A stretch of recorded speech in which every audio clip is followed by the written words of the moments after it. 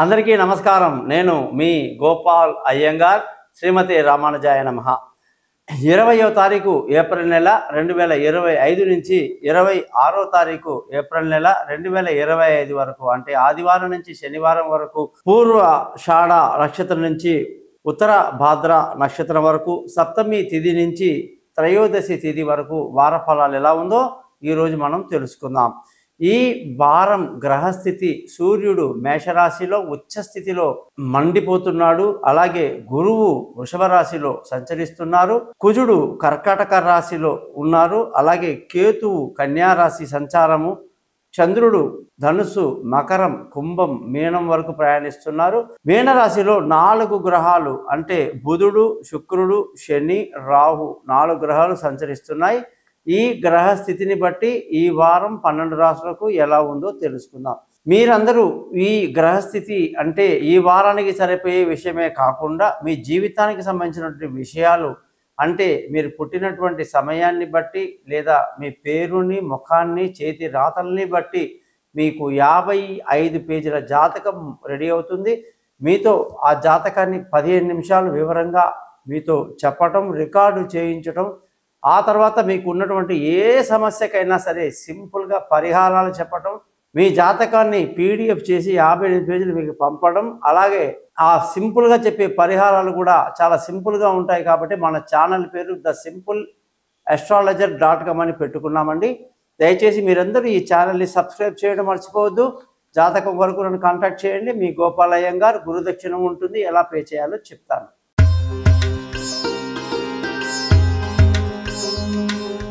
కర్కాటక రాశి వాళ్ళందరికీ 20వ తారీఖు ఏప్రిల్ నెల 2025 నుంచి 26వ తారీఖు ఏప్రిల్ నెల 2025 వరకు వారఫలం ఎలా ఉంది ఈరోజు చూద్దాం.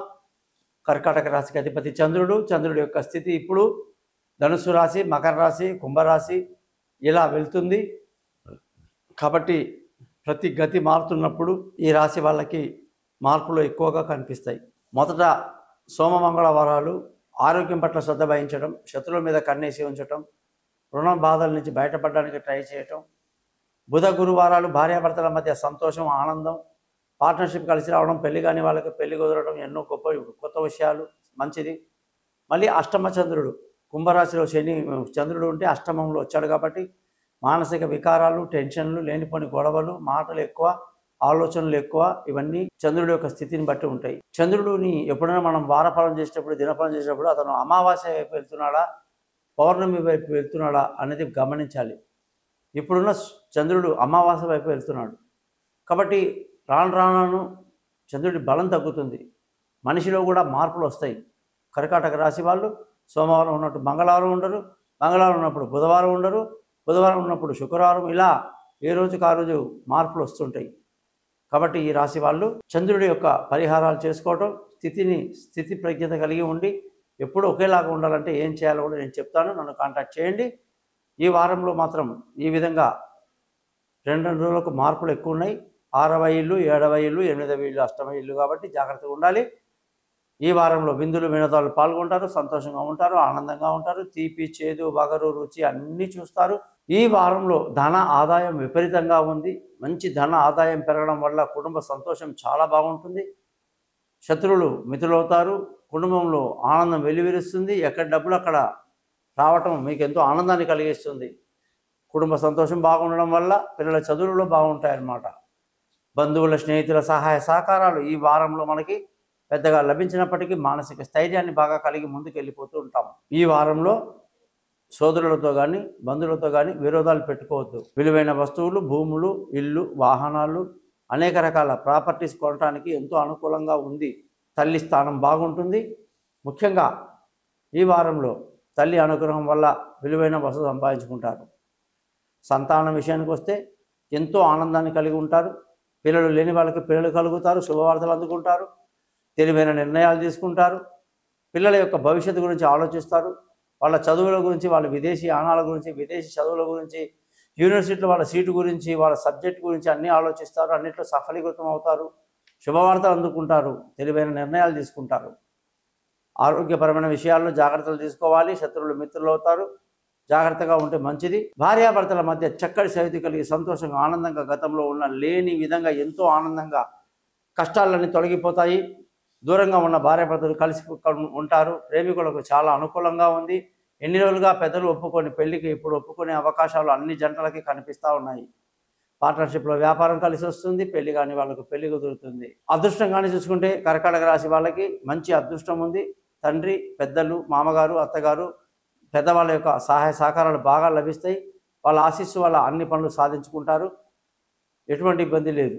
ఉద్యోగం చేసే వాళ్ళందరికీ కూడా ఈ వారం చాలా మంచి వారంగా కనిపిస్తూ ఉంది. ప్రమోషన్లు, ఇంక్రిమెంట్లు, పై అధికారుల ప్రశంసలు, ఉద్యోగంలో స్థిరమైనటువంటి పరిస్థితి అంతా కూడా కనిపిస్తూ ఉంది.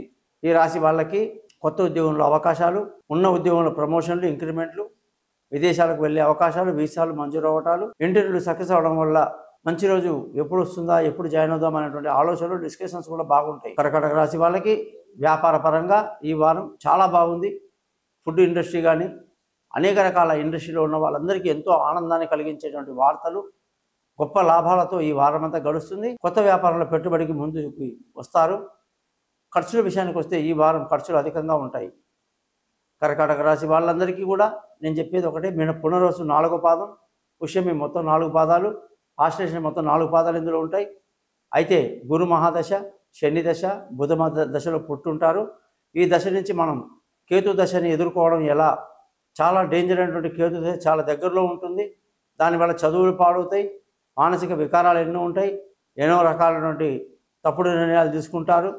కేతు దశ నుంచి ఎలా బయటపడాలి, అలాగే రాబోయేటువంటి శుక్ర సూర్య దశలు ఉన్నవాళ్ళు తమ తమ జాతకాలు తెలుసుకోండి. దశలు ఎలా ఉన్నాయి, అలాగే లగ్నం ఎక్కడుంది, నక్షత్రం ఎక్కడుంది, రాశి ఎక్కడుంది, వీళ్ళ యొక్క ఫలితాలు ఎలా ఉంటాయి, ఇవన్నీ కూడా మనం ఎంతో క్లియర్గా డిస్కస్ చేద్దాం. మీ date of birth, time of birth, place of birth నాకు పంపించండి. మీ జాతకాలు రెడీ చేస్తాను, మీతో ఫోన్లో మాట్లాడతా, పరిహారాలు చెప్తానని తెలియజేస్తూ మీ నుంచి సెలవు తీసుకుంటున్నాను. మీ గోపాల్ అయ్యంగార్. నమస్కారం.